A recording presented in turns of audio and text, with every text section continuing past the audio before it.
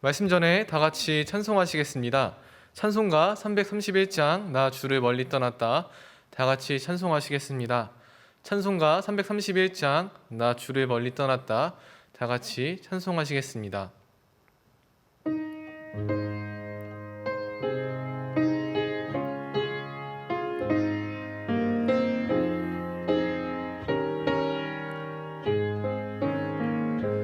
나 주를 멀리 떠났다. 이제 옵니다. 나 죄의 길에 시달려 주여 옵니다. 나 이제 왔으니 내 집을 찾아 주여 나를 받으사 맞아 주소서. 그 귀한 세월 보내고 이제 옵니다. 나 뉘우치는 눈물로 주여 옵니다. 나 이제 왔으니 내 집을 찾아 주여 나를 받으사 받아주소서. 나 죄에 매여 고달파 이제 옵니다. 주 크신 사랑 받고자 주여 옵니다. 나 이제 왔으니 내 집을 찾아 주여 나를 받으사 맞아 주소서. 이 병든 마음을 고치려 이제 옵니다. 큰 힘과 소망 바라고 주여 옵니다. 나 이제 왔으니 내 집을 찾아 주여 나를 받으사 맞아 주소서. 나 바랄 것이 무언가 우리 주 예수 날 위해 돌아가심만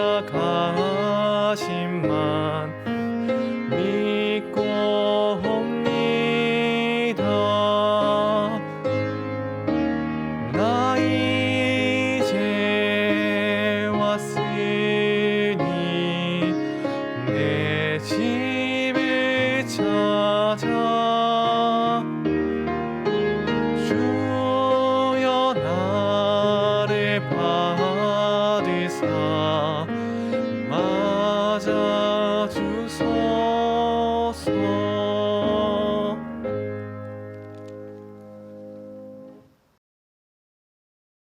우리 다 함께 기도하고 시작하도록 하겠습니다. 사랑과 은혜가 풍성하신 거룩하신 하나님 참으로 감사합니다. 오늘 또 하나님 말씀 앞에 저희들이 나와왔습니다. 우리의 마음을 열어주시고 귀를 열어주셔서 하나님 말씀을 잘 이해하고 또 하나님 앞에 우리의 모습이 어떠한지를 알고 하나님께 회개하고 구원에 이를 수 있도록 도와주시옵소서. 시종을 주 성령님의 자비로운 손길에 모든 것을 맡기고 의지합니다. 우리를 한결같이 사랑하시는 우리 구주 예수 그리스도 이름으로 기도드립니다. 아멘. 예, 반갑습니다. 우리가 계속해서 성경 말씀을 배우고 있는데요. 오늘 이 시간 배우는 말씀은 특별히 중요한 시간이라고 할 수 있겠습니다. 왜냐하면 지금까지 쭉 배워왔던 말씀들, 그 말씀들이 열매를 맺기 위해서 오늘 이 시간이 굉장히 중요한 시간이기 때문에 그렇습니다. 이 시간을 잘 들으면 우리가 원하는 열매를 맺을 수 있을 것이고 또 그렇지 않으면 앞에 배운 것이 헛된 시간으로 돌아갈 수 있기 때문에 특별히 이 시간 귀를 기울이시고 마음을 열고 들어주시기 바랍니다. 우리가 성경을 배우는 목적이 뭘까? 각자 여러 가지 생각을 할 수 있겠지만 우리가 단 한 가지 목적에 초점을 맞춘다면 자, 앞에 화면을 보시겠습니다. 자, 우리가 이렇게 성경을 배우는 목적, 우리가 이렇게 학예수양회를 갖는 목적이 뭐냐? 성경 디모데후서 3장 15절 말씀을 함께 읽고 한번 생각해 보도록 하겠습니다.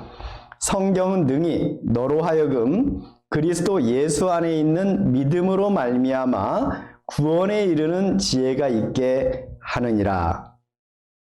성경을 우리가 왜 배우느냐? 성경을 통해서 우리가 반드시 알아야 되는 한 분이 있는데 그분이 바로 예수님이십니다.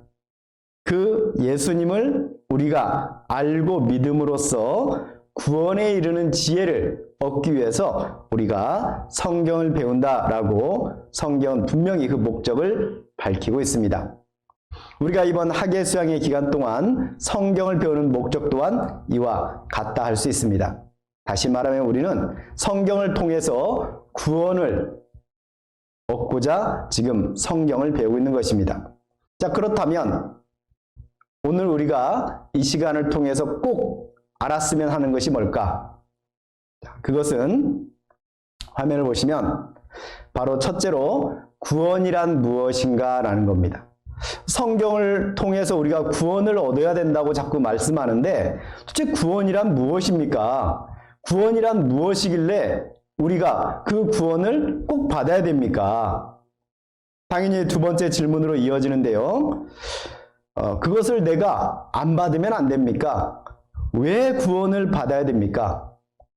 우리가 이 시간 성경을 배움으로써 구원이 무엇인가를 알아야 되겠고 왜 내가 구원을 꼭 받아야만 되는지를 알고 이 자리를 떠났으면 좋겠습니다.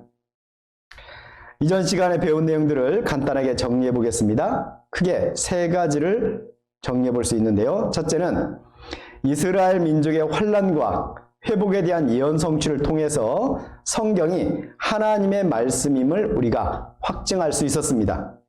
그리고 마지막 시대의 징조들을 통해서 예수님의 재림이 다가오고 있다라는 것을 우리가 알 수 있었습니다. 그리고 세 번째는 이 모든 것을 배우는 목적이죠. 예수님의 재림을 예비하는 지혜를 가져야 된다라는 겁니다. 자, 그러면 예수님의 재림을 예비하는 지혜라는 게 뭘까? 오늘 배울 내용하고 연결되어 있습니다. 자, 그것을 우리가 알기 위해서 이 시간에 배울 내용이 뭐냐? 첫 번째는 구원이란 무엇인가? 그리고 두 번째는 죄인이란 무엇인가? 그리고 세 번째는 그 죄인에 대한 심판과 그 결과는 무엇인가? 이 세 가지를 우리가 배움으로써 구원이란 무엇인지를 우리가 이해함과 동시에 내가 왜 구원을 받아야 되는지를 알고 이 자리를 떠났으면 좋겠습니다. 어제 우리가 배웠은 그런 내용들이 있는데요. 먼저 그 부분을 다시 한번 확인하고 계속 이야기를 나눠보도록 하겠습니다. 성경 마태복음 24장 3절을 보면은 예수님께서 이스라엘 감람산에 앉으셨을 때에 제자들이 예수님께 나와서 이렇게 물었습니다. 예수께서 감람산 위에 앉으셨을 때에 제자들이 종용이 와서 가로되 우리에게 이르소서 어느 때에 이런 일이 있겠사오며 또 주의 임하심과 세상 끝에는 무슨 징조가 있사오리까? 주님께서 우리와 함께 계실 때 하나님께로 가셨다가 다시 오신다라고 말씀하시고 그때가 세상 끝, 곧 마지막이라고 여러 번 말씀하셨는데 우리가 그것을 알 수 있는 징조가 있습니까? 라고 물어보았어요. 그랬더니 예수님께서 너희는 알 것 없다 라고 말을 안 하신 것이 아니라 아주 자세히 그 징조에 대해서 말씀해 주셨습니다. 우리가 배웠죠? 확인해 보겠습니다. 4절부터 8절까지 예수께서 대답하여 가라사대 너희가 사람의 미혹을 받지 않도록 주의하라. 많은 사람이 내 이름으로 와서 이르되 나는 그리스도라 하여 많은 사람을 미혹해 하리라. 난리와 난리 소문을 듣겠으나 너희는 삼가 두려워 말라. 이런 일이 있어야 하되 끝은 아직 아니니라. 민족이 민족을 나라가 나라를 대적하여 일어나겠고 처처의 기근과 지진이 있으리니 이 모든 것이 재난의 시작이니라. 예수님께서 징조에 대해서 말씀하실 때 먼저는 가짜를 주의하라. 거짓 그리스도, 거짓 선지자, 잘못된 진리를 전파하는 그런 일이 있을 것이다. 그리고 민족이 민족을 나라가 나라를 대적하여 일어나겠다. 분쟁, 전쟁, 난리와 난리에 대한 소문들이 들릴 거라고 말하고 있죠. 그리고 세 번째는 기근, 굶주림이 있을 것이다. 그리고 네 번째는 지진이 있을 것이다. 성경 누가복음 21장을 보면 11절에 처처에 큰 지진과 기근과 온역이 있겠고 또 무서운 일과 하늘로서 큰 징조들이 있으리라. 동일한 말씀인데 누가복음 21장은 좀 더 다른 측면에서 언급되고 있는 말씀이 있죠. 바로 온역, 전염병입니다. 우리가 요즘 실감하고 있죠? 그리고 또 한 가지는 뭐냐면 바로 무서운 일, 영어로는 테러입니다. 테러. 언제 어느 곳에서 폭탄이 터질지, 총기 난사가 있을지 우리는 늘 걱정 가운데 살고 있죠. 테러. 그리고 하늘로서 큰 징조들이 있으리라. 자, 그런데 이 모든 것보다 요즘 우리가 가장 실감할 수 있는 마지막 시대의 징조는 바로 우리가 지금 겪어가고 있는 바로 코로나, 온역 전염병일 겁니다. 자, 이제 벌써 1년이 넘었고 모두가 백신을 맞으면서 이 모든 것이 끝나기를 기대하고 있습니다. 모든 사람이 기대하던 대로 그 모든 것이 정말 끝났으면 좋겠어요. 다시 일상으로 돌아갔으면 좋겠습니다. 자, 그런데 어떤 사람들은 아직 최악은 오지 않았다라고 예측하는 사람도 있어요. 자, 뉴스 하나 보도록 하겠습니다. 벨기에 경찰이 시민들을 향해 물대포를 쏘고 있습니다. 만우절 행사에 모여든 사람들을 해산시키기 위해 물대포까지 동원한 겁니다.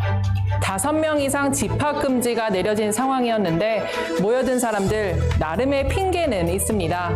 On est tous déprimés. Moi, je vais avoir des histoires dans 2 semaines. On a envie de profiter de notre jeunesse. On n'en profite pas. On est tous déprimés et à un moment donné, on en a marre. 높은 백신 접종률로 전체 인구 절반가량이 코로나19 항체를 가진 것으로 추정되는 영국. 그래도 아직 방심하긴 이른데 봉쇄 조치가 완화되고 날씨가 따뜻해지자 수많은 사람들이 공원으로 쏟아져 나왔습니다. 인도에서 열린 힌두교 봄맞이 축제 현장은 몰려든 사람들로 아예 틈새조차 보이지 않는데요. 마스크를 쓰지 않은 상태로 자리에서 뛰며 환호까지 합니다. 하지만 아무런 문제의식도 느끼지 못하는 사람들. हम लोग social distancing maintain कर रहे हैं, कोशिश कर रहे हैं परिवार के रीति रिवाजों को निभाने की और होली मनाने की, लेकिन सबको सुरक्षित रखते हुए। 지난해 9월 하루 10만 명에 육박했던 인도의 확진자 수는 지난 2월 1만 명 아래까지 떨어졌다가 다시 8만 명대까지 높아졌습니다. 변이 바이러스 확산과 따뜻해진 날씨, 여기에 실종된 방역의식까지 더해져 전 세계적으로 코로나19가 초기 유행 때보다 더 무서운 속도로 번지고 있는데요. 블룸버그는 지난달 전 세계 신규 확진자가 2월 말과 비교해 50% 가까이 급증했다고 보도했습니다.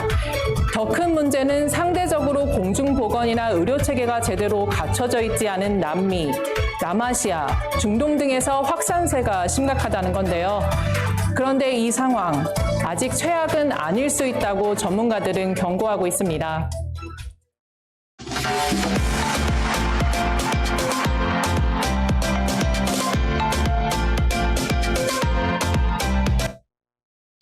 자, 뉴스에서 전하고 있는 내용은 뭐냐면 아직 우리가 안심하기는 이르다.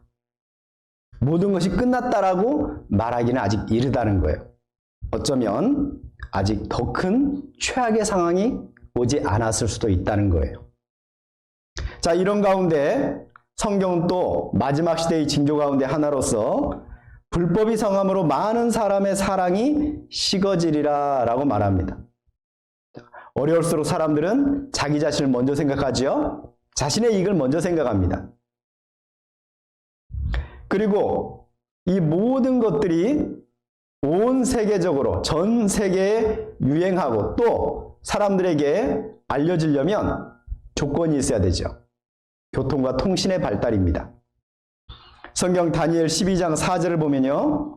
다니엘아, 마지막 때까지 이 말을 간수하고 이 글을 봉함하라. 많은 사람이 빨리 왕래하며 지식이 더하리라. 많은 사람이 빨리 왕래하고 지식이 더하는 시대. 그래서 사람들이 일상으로 돌아가고 이 모든 것을 빨리 끝내고 싶으나 끝낼 수 없는 시대. 자, 우리 시대죠. 물론 성경은 그 날과 그 때는 우리가 정확하게 알 수 없다고 분명히 말하고 있습니다. 하지만 이런 징조들을 통해서 우리에게 경고하시고 우리로 하여금 경각심을 갖게 만들죠. 자, 이와 관련된 영상을 또 하나 보고 한번 정리해 보도록 하겠습니다. No man knows the day or the hour, as the scripture says, but we do know the season we're living in. It is obvious that Christ is coming soon for his church. Something is, radically different. Climate change. Scientists are growing increasingly concerned.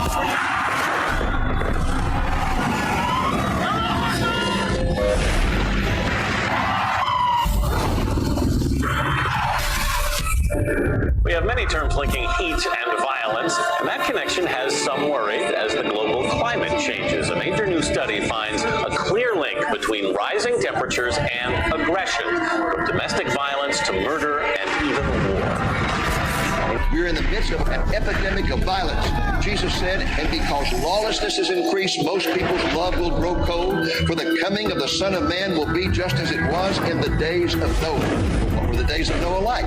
We don't have to guess. Genesis 6. Then the Lord saw that the wickedness of man was great on the earth, and that every intent of the thoughts of his heart was only evil continually. Now the earth was corrupt in the sight of God, and the earth was filled with violence. Two characteristics of the society of Noah. Number one, violence. Number two, immorality.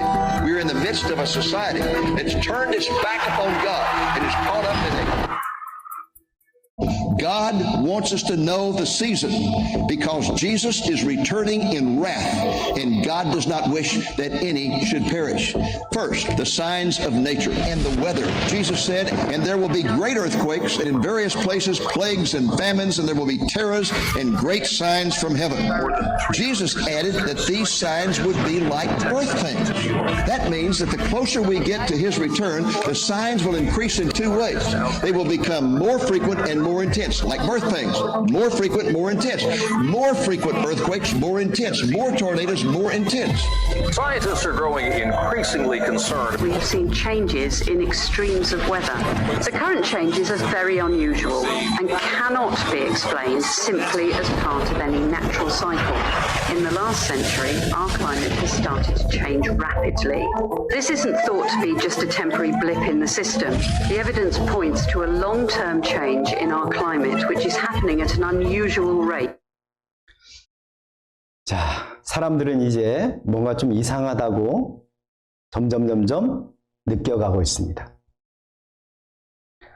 자, 그런데 과연 이것이 성경에서 말하는 그 징조가 맞는가? 정말 예수님은 다시 오시고 세상은 끝날 것인가? 자, 여기에 대해서 아직도 마음속에 의문을 갖고 있는 사람이 혹 있을까 싶습니다.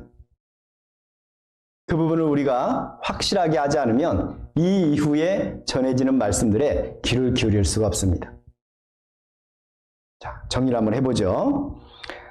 여러분이 화면을 보시면은 사과가 쭉 일렬로 이렇게 놓여져 있습니다. 한 10개 정도 놓여져 있어요. 여러분이 아마 사과를 좋아하시는지 모르겠습니다. 아마 대부분 좋아하실 텐데요.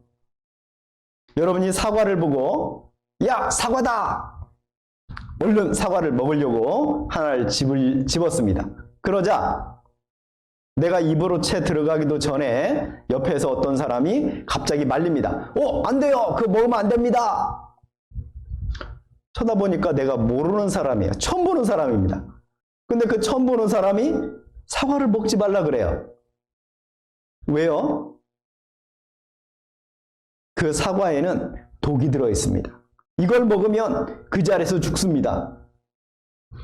자, 여러분은 전혀 모르는 사람의 그 말을 믿고 이 사과를 먹을까요? 안 먹을까요? 먹어야 될까요? 말아야 될까요? 여러분들은 망설이지 않을 수 없을 겁니다. 도대체 뭘 믿고 이 사과를 안 먹지? 그렇다고 먹자니 좀 찝찝하고. 자, 그런 모습을 보고 그 사람이 사과 하나를 집었습니다. 그리고 그 사과를 실험용 생쥐에게 먹여봤어요. 그 현장에서 그걸 봤습니다. 그 생쥐가 바르르 떨면서 죽었어요. 여러분, 그러면 이 사과에 독이 있을까요? 없을까요? 어떤 사람들은 이 하나의 증거만 보고도 사과 독이 있네, 먹으면 안 되겠네 라고 말하는 사람이 있을 거예요. 그런데 또 어떤 사람은 이걸 보고도 의심하는 사람도 있을 거예요. 왜 사과가 일렬로 돼 있어? 첫 번째만 독이 있는 거 아니야? 의심할 수가 있죠.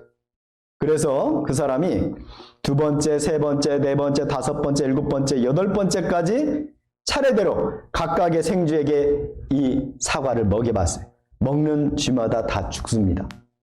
자, 그러면 아직 아홉 번째, 열 번째 사과는 확인해 보지 않았어요.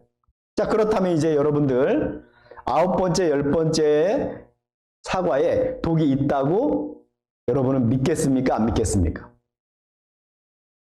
이 정도 되면 웬만하면 믿을 거예요. 여기까지 봤는데도 못 믿는다. 그러면 참 세상 살기 힘들 거예요.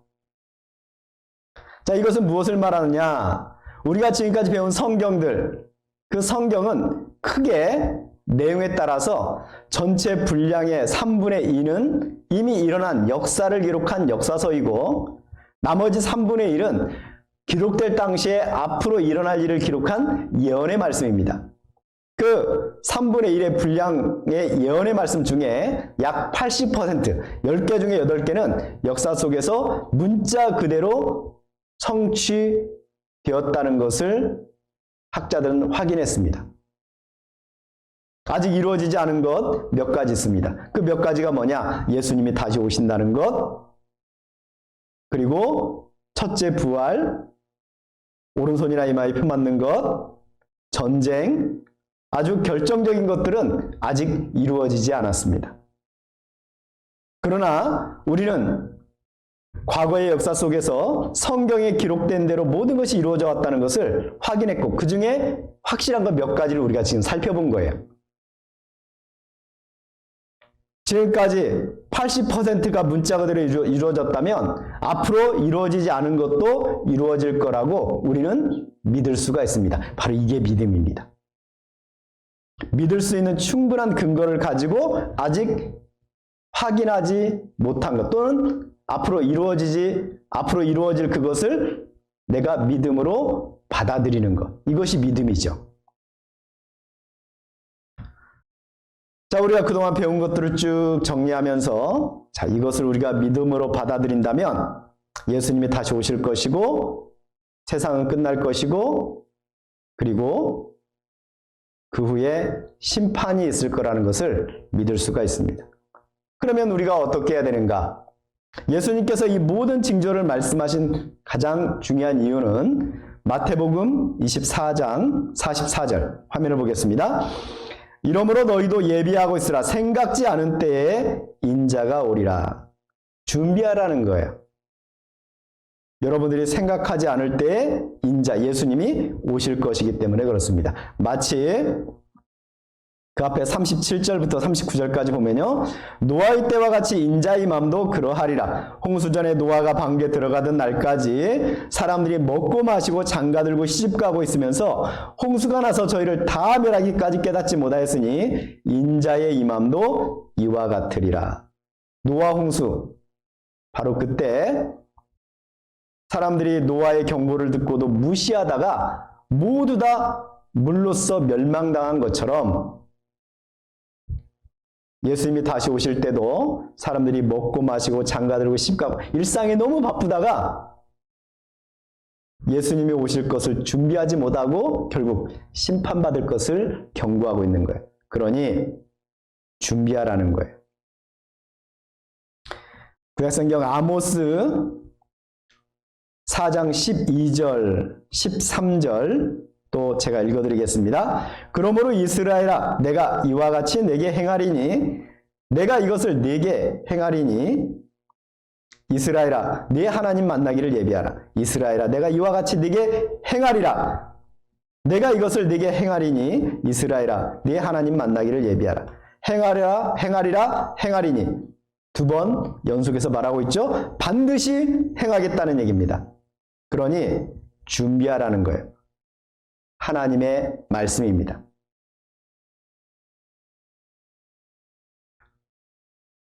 그리고 그날은 갑자기 찾아옵니다. 준비된 사람과 준비되지 않은 사람, 어쩌면 일상 속에서 별로 구별이 안 될 수가 있어요. 그런데 결정적일 때, 바로 예수님이 다시 오실 때 두 종류의 사람으로 나뉩니다. 40절, 41절, 마태복음 24장 40절, 41절입니다. 그때 두 사람이 밭에 있음에 하나는 데려감을 당하고 하나는 버려둠을 당할 것이요. 두 여자가 매를 갈고 있음에 하나는 데려감을 당하고 하나는 버려둠을 당할 것이니라. 그날에 두 종류의 사람으로 나뉜다는 거예요. 성경은 이것을 첫째 부활이라고 말을 합니다. 성경 고린도전서 15장 51절 52절 보라 내가 너희에게 비밀을 말하노니 우리가 다 잠잘 것이 아니요 마지막 나팔의 순식간에 홀연히 다 변화하리니 나팔 소리가 나매 죽은 자들이 썩지 아니할 것으로 다시 살고 우리도 변화하리라. 준비된 사람은 놀랍게도 변화된 모습으로 부활에 참여하고 그렇지 않은 사람들은 세상에 남겨진다는 겁니다. 자, 이것을 어떤 사람은 사람들에게 더 효과적으로 알리기 위해서 소설을 썼습니다. 그 소설의 제목은 Left Behind, 남겨진 사람들입니다. 영화로 두어 번 만들어졌는데 그 중에 두 번째 만들었던 영화의 예고편을 잠깐 한번 보도록 하겠습니다. Hello? Hi, Mom. Chloe, welcome home. So is everything set for Dad's surprise party? He got called into work. Hi, sweetheart. Hey, welcome aboard PanCon Flight 257 to London.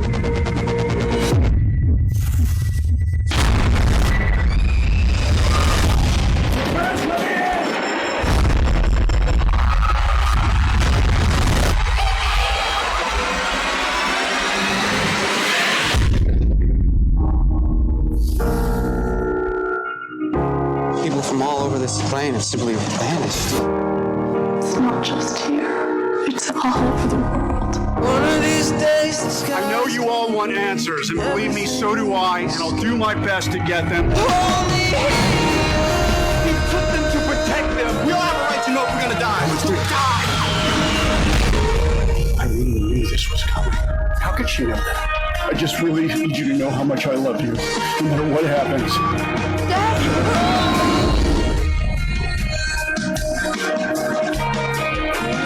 I have no spoilers, no flaps, no elevators, and if I run this thing by, no reverse thrust. I need some room. Looks like the end of the world. 자, 그때를 준비해라. 그때를 준비해라. 예수님께서 말씀하신 것이죠. 만약에 그때 세상에 남겨진다면 그들에게는 어떤 일이 있을까요? 성경은 엄청난 대환란이 있을 거라, 심판이 있을 거라고 말하고 있습니다. 남겨진 사람들에게는 심판이 있습니다.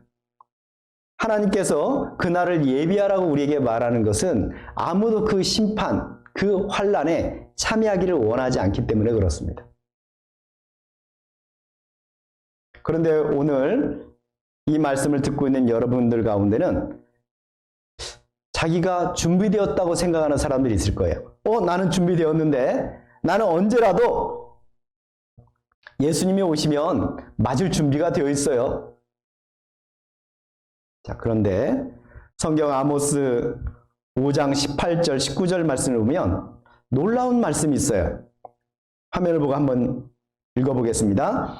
화 있을진저 여호와의 날을 사모하는 자여, 너희가 어찌하여 여호와의 날을 사모하느뇨? 그 날은 어둠이요 빛이 아니라 마치 사람이 사자를 피하다가 곰을 만나거나 혹 집에 들어가서 손을 벽에 대었다가 뱀에게 물림 같도다. 여호와의 날은 신약 성경에 예수님이 다시 오시는 날을 말합니다.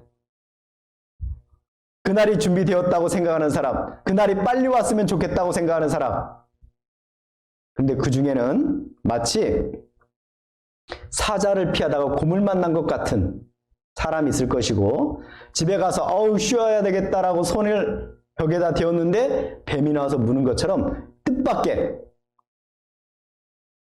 환난을 당하는 사람이 있을 거라는 거예요.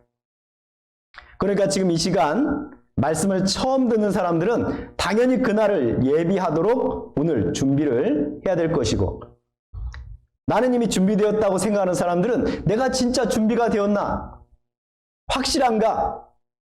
한번 점검하면서 귀를 열고 마음을 열고 들어주시길 바랍니다. 자, 그러면 과연 그날을 예비하는 것은 뭔가? 성경을 통해 확인해 보겠습니다. 마태복음 24장의 뒤를 이어서 25장에 이런 말씀이 나옵니다. 25장 2절부터 5절까지 그 중에 5은 미련하고 5은 슬기 있는지라. 미련한 자들은 등을 가지되 기름을 가지지 아니하고 슬기 있는 자들은 그릇에 기름을 담아 등과 함께 가져갔더니 신랑이 더디움으로 다 졸며 잘세. 갑자기 예수님께서 결혼식 얘기를 합니다. 이스라엘에서 결혼은 밤중에 이루어집니다. 신랑이 오기를 기다리는 10명의 처녀들이 있었습니다. 5명은 등을 가지고 기름을 가졌는데 5명은 등을 가지고 있는데 기름이 없어요. 늦게 오니까 이제 등이 점점 꺼져갑니다. 그때 갑자기 신랑이 옵니다. 등에 기름을 부어서 마중을 나가야 되는데 5명은 그렇게 할 수 있는데 5명은 못하는 거예요. 그날을 예비하려면 기름을 가지라는 겁니다. 기름이 뭐예요? 좀 뭔가 어려운 것 같죠? 자, 누가복음 4장 18절. 주의 성령이 내게 임하셨으니 이는 가난한 자에게 복음을 전하게 하시려고 내게 기름을 부으시고 나를 보내사 포로된 자에게 자유를, 눈먼 자에게 다시 보게 함을 전파하며 눌린 자를 자유케 하고. 바로 정답을 얘기하겠습니다. 기름을 준비한다는 것은 성령을 소유하고 있다는 얘기입니다. 성령을 내 안에 모시고 있다는 얘기입니다. 목사님 점점 더 어려워져요. 그러나 귀를 기울이고 다시 한번 들어보세요. 기름을 가진다는 것은 성령을 내 안에 모신다는 것이고, 성령을 모신다는 것은 뭐냐? 바로 정답을 얘기합니다. 성경 에베소 1장 13절, 그 안에서 너희도 진리의 말씀, 뭐가 진리의 말씀이냐? 곧 너희의 구원의 복음을 듣고 그 안에서 또한 믿어, 그 안에서 믿어 약속의 성령으로 인치심을 받았으니. 성령을 내 안에 모신다는 것은 뭐냐? 다른 특별한 것이 아니고 구원의 복음의 말씀을 일단 들어야 돼요. 구원의 복음의 말씀을 듣고 그것을 믿을 때에 성령께서 내 안에 들어와 계신다는 겁니다. 그러니까 예수님 만나기를 예비하라. 그날을 예비하라. 그건 무슨 뜻이냐면 구원의 말씀을 듣고 믿으라는 얘기예요. 구원의 말씀을 듣고 믿으면 내 안에 성령께서 들어와 계십니다. 구원의 복음의 말씀을 듣고 믿으면 성령이 내 안에 들어와 계신데, 그걸 다른 말로 곧 구원을 받는다는 얘기예요. 성경 베드로전서 1장 9절, 믿음의 결국, 복음을 듣는 것은 구원받기 위해서거든요. 구원의 복음을 듣고 믿으면 1장 9절, 믿음의 결국 곧 영혼의 구원을 받음이라. 그러니까 에베소 1장 13절의 말씀처럼 구원의 복음을 듣고 믿으면 구원을 받고, 왜냐하면 복음이 구원의 복음이니까요. 복음을 듣고 믿으면 구원을 받고, 구원을 받으면 내 안에 성령으로 인치신다. 내 안에 성령이 들어와 계신다는 거예요. 그러니까 여러분이 예수님 만나기를 예비하려면 복음을 듣고 믿으면 되는 거예요. 그럼 복음이 뭐냐? 자, 이것은 다음 시간에 배울 거예요. 중요한 것은 구원의 복음을 듣고 믿어서 구원을 받고 성령을 내 안에 모실 수가 있는데, 그 전에 해야 될 것이 있다는 거예요.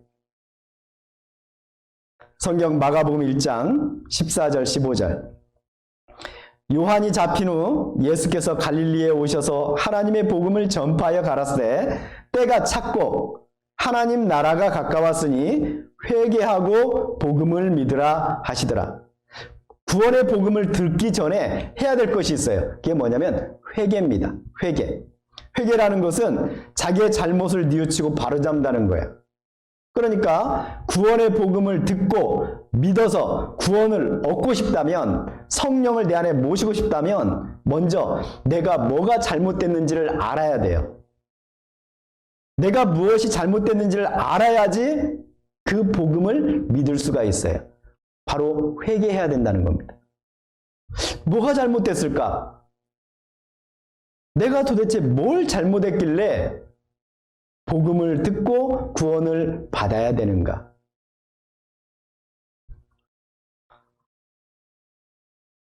그런데 이렇게 진지하게 그리고 분명하게 얘기를 해도 어떤 사람들은 이거 뭐 다음에 들으면 안 되나? 다음에 또 들으면 될 것 같은데 지금은 너무 힘들고 피곤하고 할 일도 많고 그런데 좀 다음에 들으면 안 되나? 아니, 예수님이 언제 오실지도 모른다면서요. 뭐 이 징조들이 있긴 하지만 뭐 좀 늦게 올 수도 있잖아요. 그렇게 생각하는 여러분이 혹 있을지 모르겠습니다. 그러나 예수님이 언제 오실지 몰라요. 1년 뒤, 10년 뒤, 20년 뒤, 아니면 바로 지금 올 수도 있죠.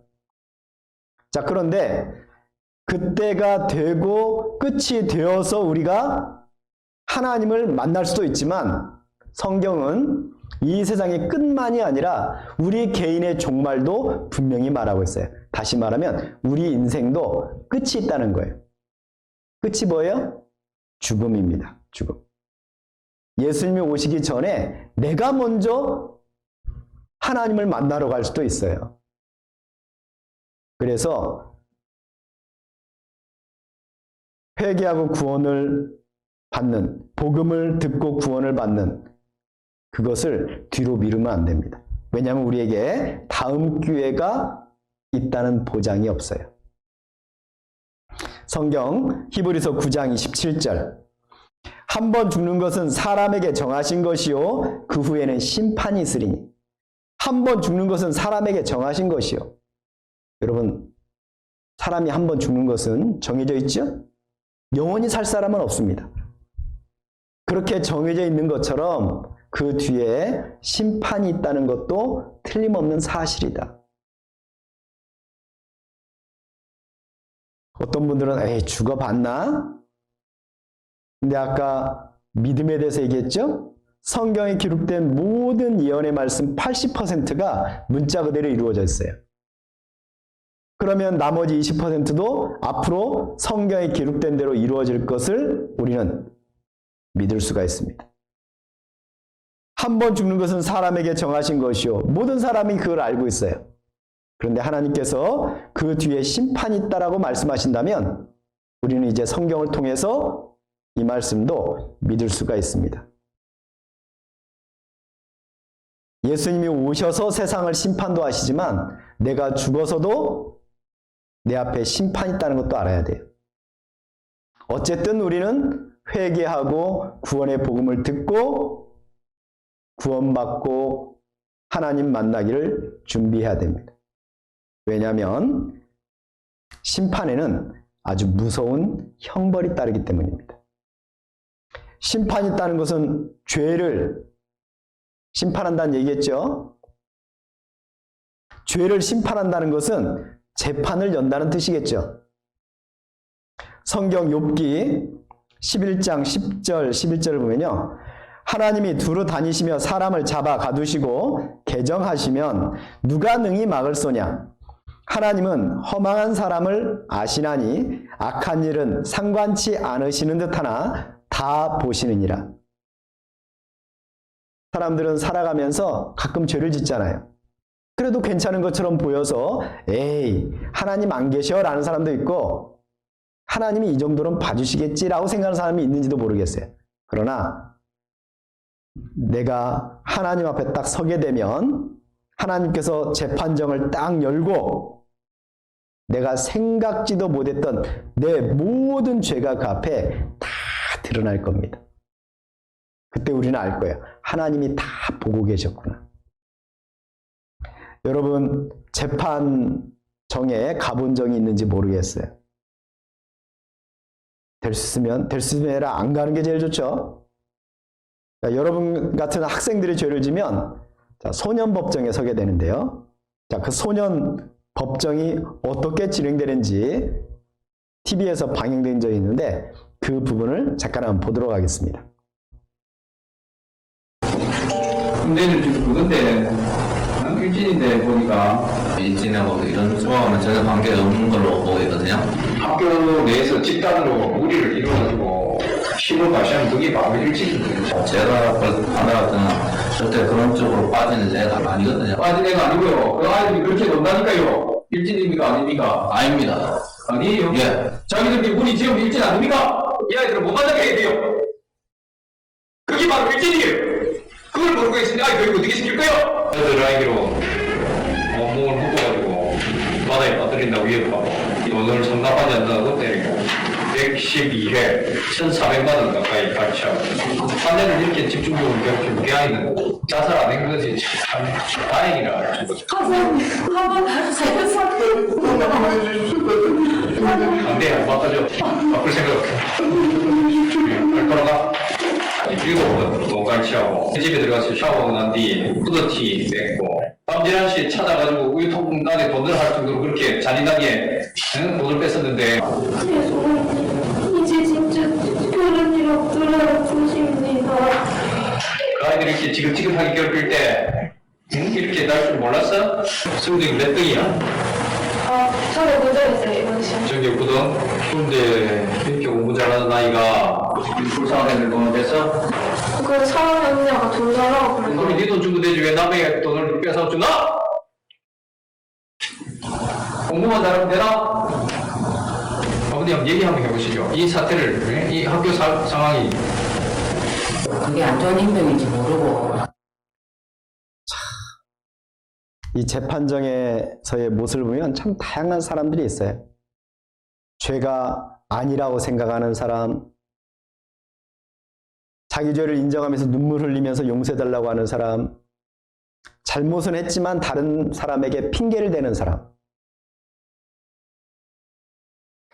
자, 여러분은 이 사람들 가운데 어떤 사람처럼 태도를 가져야 될까요?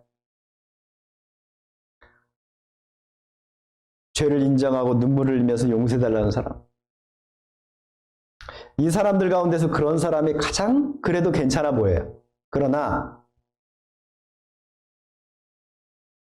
그 어떠한 사람이라 할지라도 사실은 이미 늦었어요. 이 재판정 자체에 서면 안 되는 거예요. 이 재판정에 서기 전에 죄를 안 짓던가, 죄를 지었으면 그 전에 이 문제를 합의하고 해결했어야 돼요. 여기에 섰다는 것 자체는 이미 늦은 거예요. 여기서 하는 일은 형벌을 결정하는 일밖에 없어요. 우리도 하나님의 심판정 앞에 서게 되는데 그때 하나님 잘못했습니다. 한 번만 용서해 주세요. 이미 늦습니다.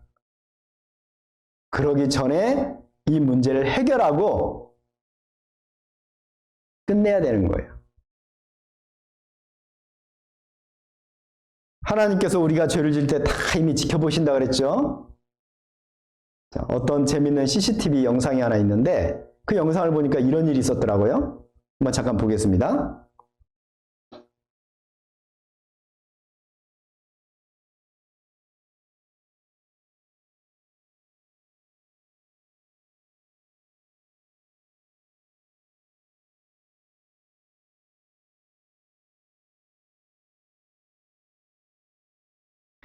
자, 참, 이 CCTV에 나온 사람은 어떻게 보면 참 순진한 도둑이죠.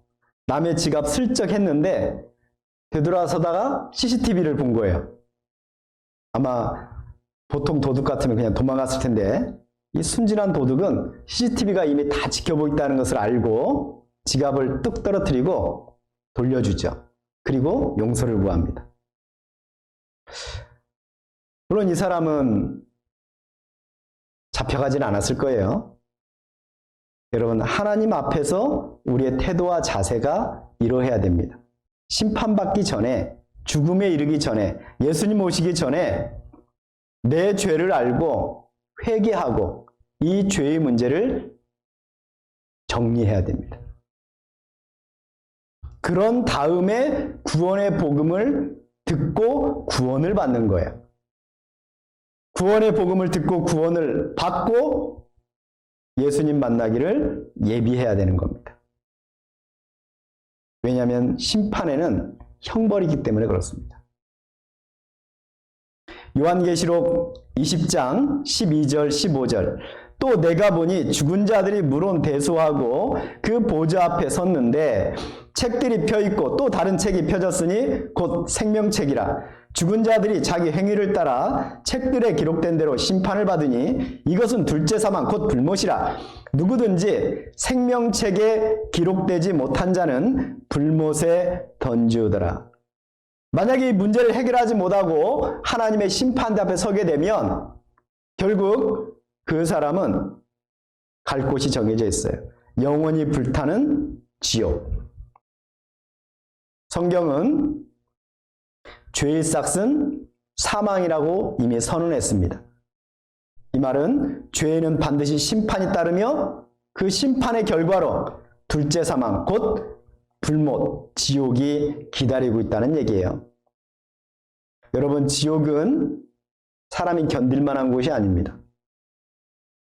성경에는 지옥에 대해서 아주 여러 군데에서 반복해서 말하고 있는데 그 지옥의 특징을 한번 살펴보면요. 꺼지지 않는 불이고 슬피 울며 이를 가는 곳이고 불과 유황이 타는 곳이고 구더기도 죽지 않고 불로 소금치듯 하는 곳이고 밤낮 쉬지 못하는 곳이고 고통스러운 의식이 남아있는 곳이고 캄캄하고 어두운 곳이고 사랑하는 자들과의 영원한 이별이 있는 곳이고 아홉 번째, 구출될 가능성이 전혀 없는 곳. 이게 가장 절망적인 겁니다. 한번 들어가면 나올 수가 없어요. 여러분 불구덩이 속에 들어가서 영원히 고통받는다고 생각해 보세요. 둘째 사망 곧 불못이라.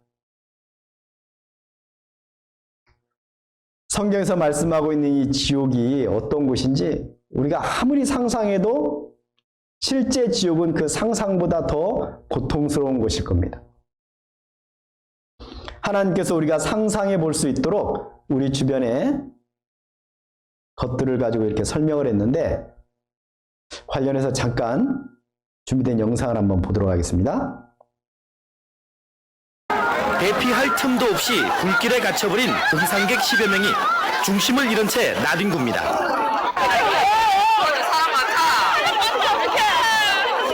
온몸에 불이 붙은 한 등산객이 반대 방향으로 필사적인 탈출을 시도합니다. 자, 이것은 예전에 어느 산에서 그 풀을 불태우는 행사를 했습니다. 그때 그만 바람이 세게 불어서 막 불이 번지기 시작하는 거예요. 그 속에 사람들이 막 불이 붙고 막 고통스러워하고 저 멀리 떨어져 있는 사람들은 막 안타까워하고 다행히 이 불은 곧 꺼졌습니다. 저 불 속에 있는 사람 얼마나 무서웠을까요? 얼마나 고통스러웠을까요? 저 사람은 오직 저기를 벗어날 생각만 하고 있었을 거예요. 살려달라고 외치고 싶었을 겁니다. 근데 너무너무 고통스러우니까 말도 안 나와요. 여러분, 지옥은 그런 곳입니다. 구원이라는 것이 뭐냐? 구원은 바로 저 지옥불에서 건짐받는 걸 구원이라고 그러는 거예요. 지옥은 왜 가냐? 심판받기 때문에 그래요. 그래서 구원이라는 것은 심판받지 않는다는 뜻이에요. 심판은 왜 받느냐? 죄 때문이잖아요. 그래서 구원은 죄사함, 죄 용서를 받는 것이 바로 구원이에요. 구원을 받으면 죄 용서를 받고 죄 용서를 받으면 심판받지 않고 심판받지 않으면 지옥에 가지 않잖아요. 구원이란 무엇이냐? 구원은 죄 용서함을 받는 것이다. 근데 죄 용서함을 받으려면 내가 죄가 있다는 것부터 알아야 되잖아요. 내가 심판받는다는 걸 알아야 되잖아요. 내가 영원히 불타는 지옥에 간다는 걸 알아야 되잖아요. 그래야지 자기의 죄를 인정하고 뉘우치고 구원을 받을 수가 있습니다. 복음의 말씀을 들을 수가 있는 거예요. 참으로 다행인 것은 디모데전서 2장 4절을 보면 하나님은 모든 사람이 구원을 받으며 진리를 아는 데 이르기를 원하시느니라. 여기서 분명히 알 수 있는 건 뭐냐면 이 구원이 필요 없는 사람은 없다는 거예요. 왜냐하면 모든 사람이 그랬잖아요. 지금 이 말씀을 듣고 있는 여러분들뿐만 아니고 세상에 있는 모든 사람들 바로 이 구원이 필요해요. 구원은 뭐라 그랬죠? 죄사함 받는 것, 죄 용서 받는 것, 심판받지 않는 것, 지옥불에 가지 않는 거라 그랬습니다. 모든 사람들에게 바로 이것이 필요해요. 그 말은 반대로 세상 모든 사람들은 죄가 있고 그 결과 심판을 받고 영원히 불타는 지옥에 들어갈 수밖에 없다는 겁니다. 구원을 받는다는 건 심판받지 않는다는 거예요. 죄 용서받는다는 겁니다. 지옥불에 들어가지 않는다는 거예요. 그 심판대 앞에 서게 되면 하나님을 만나면 준비 없이 만나면 이미 끝나는 거예요. 중간에 해결해야 됩니다. 지금 해결해야 되는 거예요. 그래서 예수님께서 마태복음 5장에 너를 송사하는 자와 함께 길에 있을 때에 급히 사와라. 그 송사하는 자가 너를 재판관에게 내어주고 재판관이 관에게 내어주어 옥에 가둘까 염려하라. 바로 지금 해결하라는 거예요. 지금. 자, 그런데 지금 해결하려면 내가 해결해야 될 것이 있다는 걸 알아야 되잖아요. 죄가 있다는 걸 알아야 되잖아요. 그리고 이 죄를 해결하지 않으면 안 된다는 것을 우리가 알아야 되잖아요. 그래야 회개할 거 아니에요? 다시 말하면 내가 왜 구원을 받아야 되는지를 알아야 돼요. 일단은 성경은 구원이라는 건 죄 용서받는다 그랬으니까 내가 죄가 있다는 걸 알아야 돼요. 내가 죄. 죄가 있다는 것은 뭐냐? 내가 죄인이라는 걸 알아야 돼요. 무엇을 통해서요? 성경을 통해서. 사람들이 생각하는 죄인하고 성경이 말하는 죄인이 좀 차이가 있거든요. 우리가 성경을 통해서 한번 분명하게 살펴보고 알아야 되겠습니다. 왜 우리가 구원을 받아야 되느냐? 첫째는 우리가 죄인으로 태어났기 때문이랍니다. 죄인으로 태어났다는 것은 내가 죄를 짓기도 전에 내 신분이 이미 죄인이라는 거예요. 자, 지난 시간에 우리가 배우는 가운데 뿌리 뽑힌 나무에 대해서 배웠을 거예요. 나무가 땅에 심겨져야 잘 자라고 열매를 맺듯이 사람은 하나님과 함께 했을 때 행복할 수가 있어요. 그런데 에덴 동산에서 아담과 하와가 하나님을 떠나고 말았죠. 뿌리 뽑힌 나무가 되었습니다. 이제 시간이 지나면 이 나무는 말라 죽는 수밖에 없어요. 우리가 죄인으로 태어났다는 것은 무슨 뜻이냐면 하나님 없이 살다가 결국 영원히 죽을 수밖에 없는 존재라는 거예요. 그게 바로 죄인입니다. 하나님 없이 살다가 결국 영원히 죽을 수밖에 없는, 지옥불에 들어갈 수밖에 없는 존재. 그게 바로 사람이라는 거예요. 그게 바로 죄인이에요. 우리 가운데 태어나면서부터 아이고 하나님 할렐루야 하고 태어난 사람 없지요? 다 하나님 모르고 태어났습니다. 성경 예레미야 2장 19절을 내 악이 너를 징계하겠고 내 패역이 너를 책할 것이라. 그런즉 내 하나님 여호와를 버림과 내 속에 나를 경외함이 없는 것이 악이요 고통인 줄 알라. 주 만군의 여호와의 말이니라. 하나님을 버리는 것, 하나님을 믿지 않는 것, 그것이 바로 죄예요, 죄. 그러니 그동안 여러분이 하나님 안 믿고 하나님 없이 살았다. 그동안 죄인으로 살았다는 얘기입니다. 하나님 없이 살았다. 하나님 안 믿고 살았다는 건 그럼 무슨 뜻이냐? 죄인으로 살았다는 뜻인과 동시에 누구를 따라갔다는 얘기냐면 바로 마귀를 따랐다는 얘기예요. 요한복음 8장 44절 너희는 너희 아비 마귀에게서 났으니 너희 아비의 욕심을 너희도 행하고자 하느니라. 저는 처음부터 살인한 자요 진리가 그 속에 없으므로 진리에 서지 못하고 거짓을 말할 때마다 제 것으로 말하나니 이는 저가 거짓말장이요 거짓의 아비가 되었음이니라. 충격적인 출생의 비밀이에요. 하나님을 버렸다. 하나님을 믿지 않고 살았다는 건 무슨 뜻이냐? 나는 아무것도 안 믿어. 그게 아니고 내가 하나님을 안 믿었다는 것은 내가 마귀를 따라갔다는 거예요. 하나님 없이. 그 증거가 뭐냐? 저는 거짓말장이요 거짓의 아비가 되었음이니라. 여러분 누구한테 배워서 거짓말했어요? 나도 모르게 나의 이익을 위해서 내 입에서 거짓말이 나오잖아요. 내가 어디에 속한 사람인지를 보여주는 거예요. 마귀에게 속한 자, 그게 바로 죄인입니다. 성경 요한일서 3장 8절 죄를 짓는 자는 마귀에게 속하나니 마귀는 처음부터 범죄함이니라. 하나님의 아들이 나타나신 것은 마귀의 일을 멸하려 하심이니라. 죄를 짓는 자는 누구에게 속했다고요? 마귀에게 속했다고요. 여러분이 그동안 살면서 죄를 지었다면 그건 여러분이 마귀에게 속했다는 증거가 될 겁니다.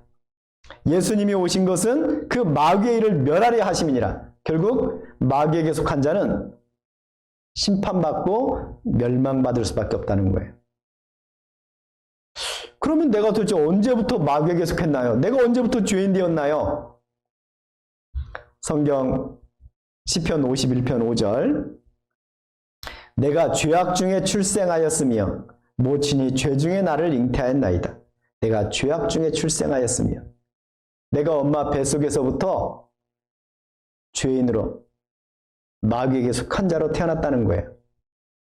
그래서 시편 58편 3절 악인은 모태에서부터 멀어졌으며 나면서부터 곁길로 나아가 거짓을 말하는도다.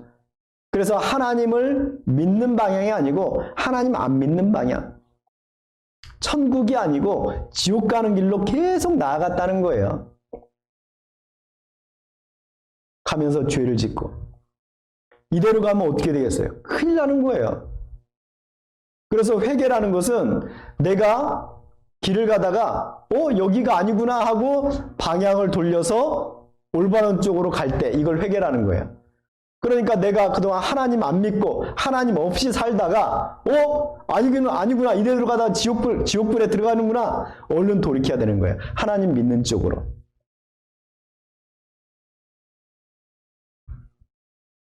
물론 그렇게 돌이켰다고 해서 내가 바로 천국 가는 거 아니에요. 회개하고 복음을 믿어야 돼요.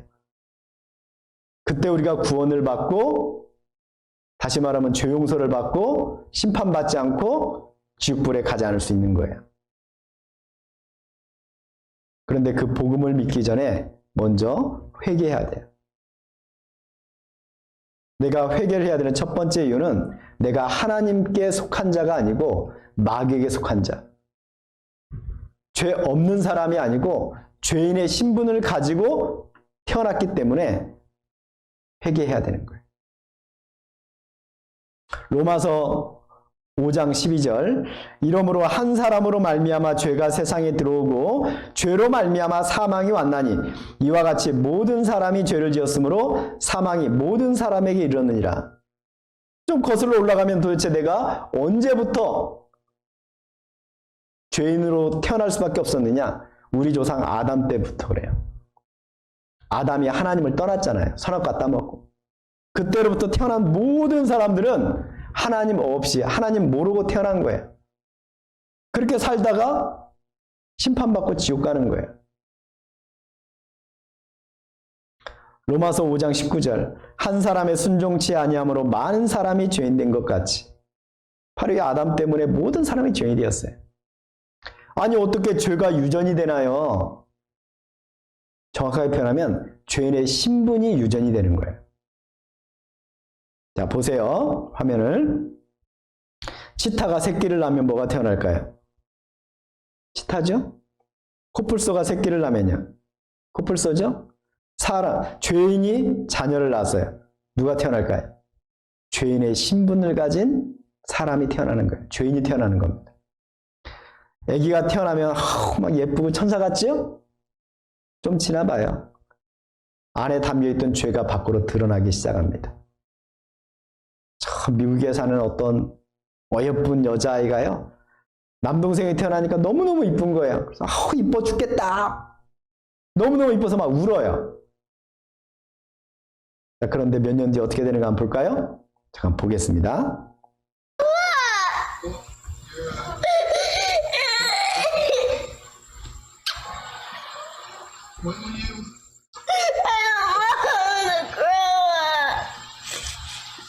Do you want him to stay little forever? Yeah, he's so cute. Because he's so cute and it makes you cry. And I don't want to die when I'm 100. You don't want to die when you're 100.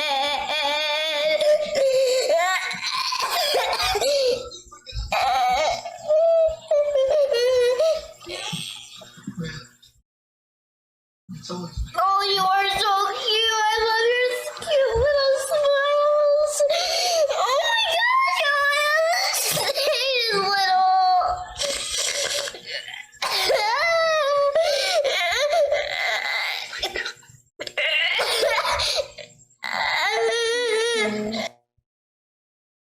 7년이 지났습니다.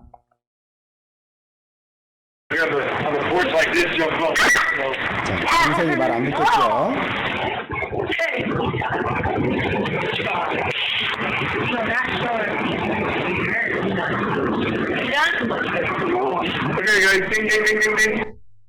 자, 어렸을 때 그렇게 동생이 이쁘다 그랬던 누나가 동생이 커가지고 말 안 들으니까 막 이렇게 때리잖아요. 속에 죄가 있지만 그것이 밖으로 드러나지 않을 때는 아주 착하고 예뻐 보여요. 그래서 사람들은 자기가 착한 줄 착각해요. 그러나 시간이 지나고 환경이 주어지고 힘이 생기고 능력이 생기면 이 안에 있던 죄가 밖으로 드러납니다. 성경 누가복음 6장 45절. 선한 사람은 마음에 쌓은 선에서 선을 내고 악한 자는 그 쌓은 악에서 악을 내나니 이는 마음에 가득한 것을 입으로 말함이니라. 안에 있던 것이 밖으로 나온다는 거예요. 죄인이라는 것은 뭐냐면 이 안에 죄가 들어있다는 얘기예요. 밖으로 죄를 짓진 않지만 이미 이 안에 죄가 들어있다는 거예요. 환경이 주어지고 능력이 주어지고 조건이 맞으면 밖으로 그게 튀어나오는 거예요. 그걸 범죄라고 하죠. 내가 왜 죄를 짓게 될까? 이미 이 안에 들어있던 거예요. 예수님께서 마가복음 7장에 보면 사람 마음속에 뭐가 들어있는지를 이렇게 말씀해주고 있습니다. 마가복음 7장 20절부터 23절. 또 가라사대 사람에게서 나오는 그것이 사람을 더럽게 하느니라. 속에서 곧 사람의 마음에서 나오는 것은 악한 생각, 곧 음란과 도적질과 살인과 간음과 탐욕과 악독과 속임과 음탕과 흘기는 눈과 회방과 교만과 광패니 이 모든 악한 것이 다 속에서 나와서 사람을 더럽게 하느니라. 여러분 마음속에 이게 들어있는 거예요. 들어있다가 밖으로 튀어나오는 겁니다. 범죄죠. 그러니까 여러분이 죄인이라는 말은 이 안에 바로 이런 것들을 담고 있는 사람이다. 내가 하나님보다는 마귀의 행위를 쫓아간다, 그런 뜻이에요. 나무로 얘기하면 죄의 열매를 맺을 수밖에 없는 죄나무였다는 얘기입니다. 마태복음 7장 16절. 그의 열매로 그들을 알지니 가시나무에서 포도를 또는 엉겅퀴에서 무화과를 따겠느냐? 열매로 안다는 거예요. 무슨 나무인지. 자, 나무만 봐서는 이게 무슨 나무인지 모르겠어요. 그런데 감이 열렸습니다. 아, 감나무구나. 사과가 열렸습니다. 아, 사과나무구나. 열매가 열리기 전에도 이미 나무는 감나무, 사과나무였어요. 그런데 우리가 열매를 볼 때에 비로소 감나무, 사과나무라는 걸 알게 되었을 뿐입니다. 하지만 열매가 없어도 무슨 나무요? 감나무, 사과나무. 우리가 죄를 짓고 나서야 비로소 내가 죄인이구나 라는 걸 알게 되는데, 사실은 죄를 짓기 전에도 나는 이미 죄인으로 태어나서 만약에 이 상태로 하나님 앞에 서게 되면 심판받고 지옥 갈 수밖에 없는 존재였어요. 그래서 이걸 해결해야 됩니다. 하나님은 우리의 행동을 보는 것이 아니고 우리의 마음을 보시거든요. 성경 사무엘상 16장 7절. 여호와께서 사무엘에게 이르시되 그 용모와 신장을 보지 말라. 내가 이미 그를 버렸노라. 나의 보는 것은 사람과 같지 아니하니 사람은 외모를 보거니와 나 여호와는 중심을 보느니라. 하나님은 이 마음속을 보셔요. 하나님께서 여러분의 마음을 보니까 너무너무 더러워요. 온갖 죄악으로 가득 차 있어요. 심판하지 않으면 안 되는 거예요. 예레미야 17장 9절 10절. 만물보다 거짓되고 심히 부패한 것은 마음이라. 누가 능히 이를 알리오마는 나 여호와는 심장을 살피며 폐부를 시험하고 각각 그 행위와 그 행실대로 보응하나니. 세상에서 가장 더러운 것이 뭐냐?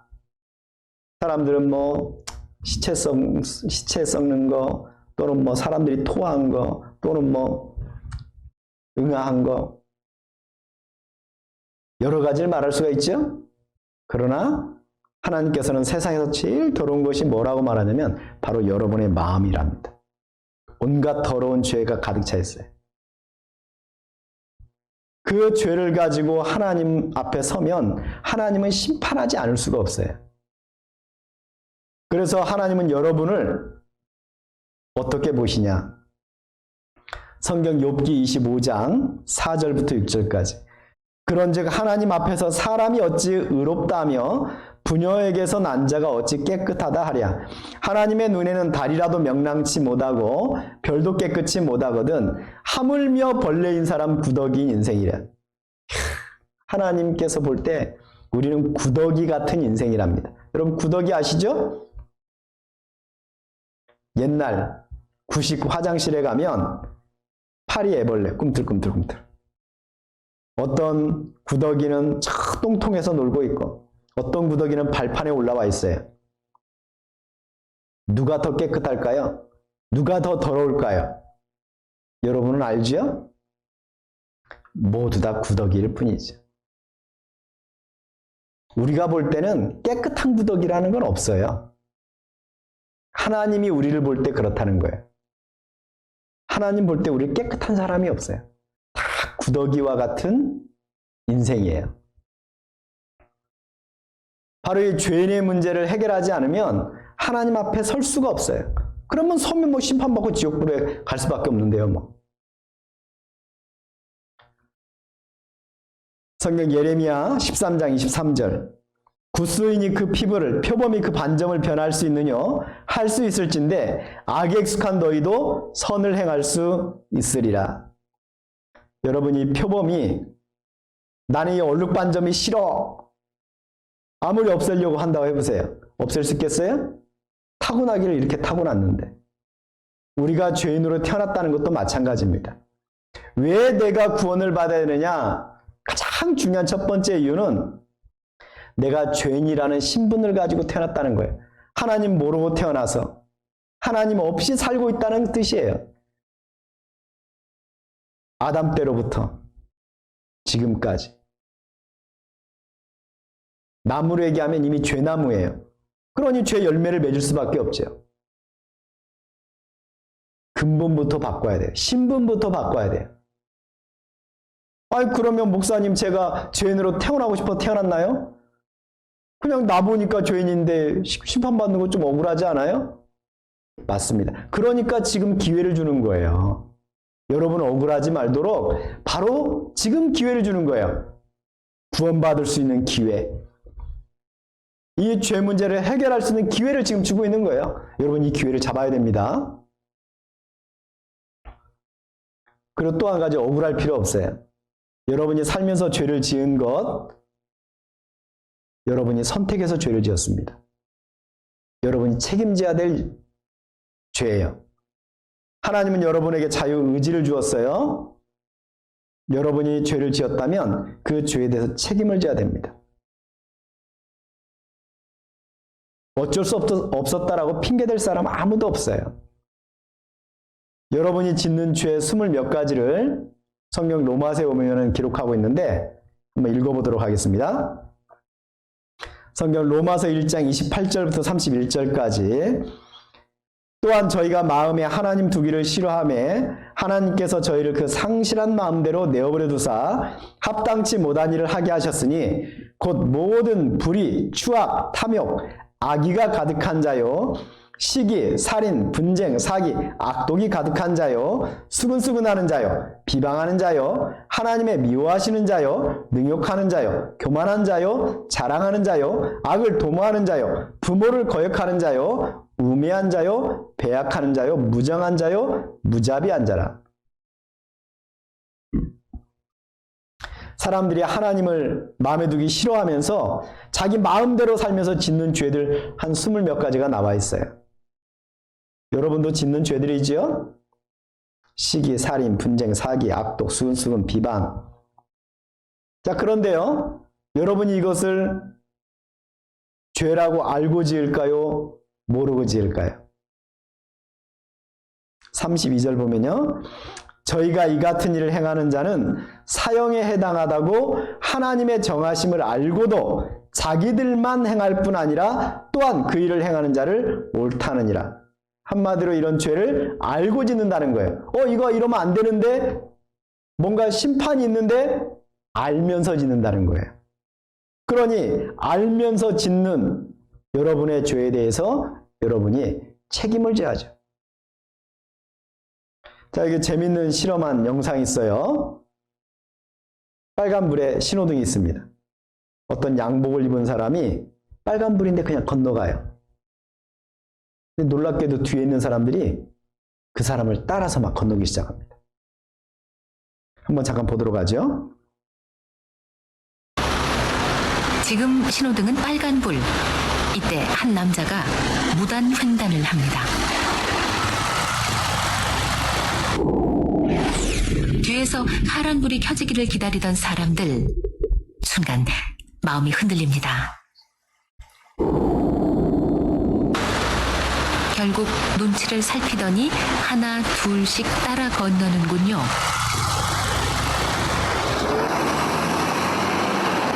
아, 옆에 혹시 따라 건너서 건너셨나요? 네.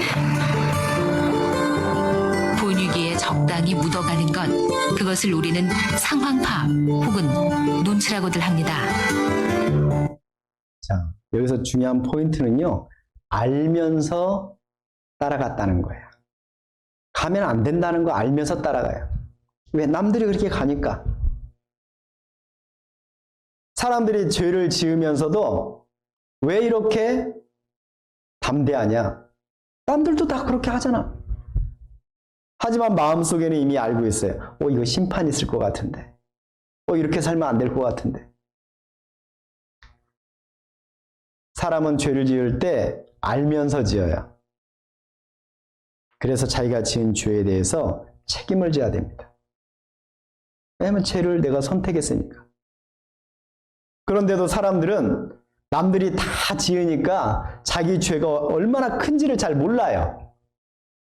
아니, 남들도 나보다 더 큰 죄 짓는 사람도 있는데요, 뭐 겨우 이것 가지고. 그래서 남들하고 비교하는 것이 아니고 하나님께서 뭐라고 말씀하시는지를 우리가 알아야 돼요. 그래서 다른 그 누구도 아닌 성경을 통해서 나를 점검해 봐야 됩니다. 화면을 보시면 성경을 통해서 나를 알게 하옵소서. 내가 얼마나 큰 죄를 지었고 그 죄의 결과가 얼마나 심각한지 알게 해주십시오. 바로 그 성경에서 내 죄를 밝히 보여주는 것이 바로 율법이라는 겁니다. 율법은 하나님의 법이라는 뜻이에요. 로마서 3장 19절 20절 우리가 알거니와 무릇 율법이 말하는 바는 율법 아래에 있는 자들에게 말하는 것이니 이는 모든 입을 막고 온 세상으로 하나님의 심판 아래 있게 하려 함이니라. 그러므로 율법의 행위로 그의 앞에 의롭다 하심을 얻을 육체가 없나니 율법으로는 죄를 깨달음이니라. 율법은 우리 죄를 깨끗이 해주진 못해요.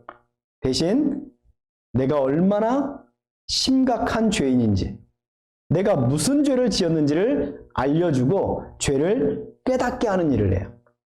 죄를 깨달은 사람만이 회개를 할 수 있거든요. 그래서 우리가 성경을 통해서 하나님의 율법을 알아야 되고 그 율법을 통해서 내 죄를 보고 그 죄의 결과가 얼마나 심각한지를 알아야 돼요. 성경의 율법은 10,000가지라고 기록하고 있는데 그걸 다 살펴볼 수는 없고요. 대표적으로 10가지 한번 살펴보겠습니다. 십계명이라는 하나님의 율법인데요. 십계명 첫 번째부터 네 번째까지는 사람이 하나님께 지켜야 될 법입니다. 다섯 번째부터 10번째까지는 사람이 사람에게 지켜야 될 법이에요. 첫 번째가 제일 중요하고 10번째가 제일 덜 중요하다고 말할 수도 있겠죠? 물론 다 중요합니다만은 특별히 사람이 사람에게 지켜야 될 뒤에 6가지 계명, 그 중에서도 10번째. 자, 거기서부터 한번 시작해 보도록 하겠습니다. 야고보서 1장 15절 욕심이 잉태한 즉 죄를 낳고 죄가 장성한 즉 사망을 낳느니라. 모든 죄의 시작은 욕심이에요. 욕심이 자라서 결국 모든 사람을 지옥에 집어넣습니다. 끌고 갑니다. 여러분 마음속에 욕심이 없나요? 사람마다 욕심내는 부분이 다 달라요. 어떤 사람은 지식에 대해서, 어떤 사람은 쾌락에 대해서, 어떤 사람은 돈에 대해서, 어떤 사람은 명예에 대해서, 어떤 사람은 게임에 대해서, 어떤 사람은 뭐 다른 것에 대해서. 성경 골로새서 3장 5절을 보면요. 그러므로 땅에 있는 지체를 죽이라. 곧 음란과 부정과 사욕과 악한 정욕과 탐심이니 탐심은 우상 숭배니라. 사람의 마음속에 욕심이 자리 잡으면 그 욕심이 나의 신이 되는 거예요. 그리고 그것을 얻기 위해서 온갖 짓을 다 해요. 온갖 짓을. 그래서 탐심은 우상숭배라고 그런 겁니다. 그리고 모든 죄의 시작은 바로 그 탐심에서부터 시작되는 거예요. 여러분은 무엇에 대해서 욕심을 가지고 있나요? 그것 때문에 지은 죄들 생각 안 나세요?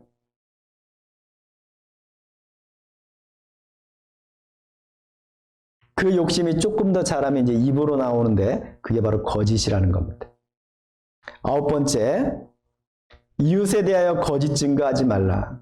뭐 거짓말은 다 한다라고 생각하죠?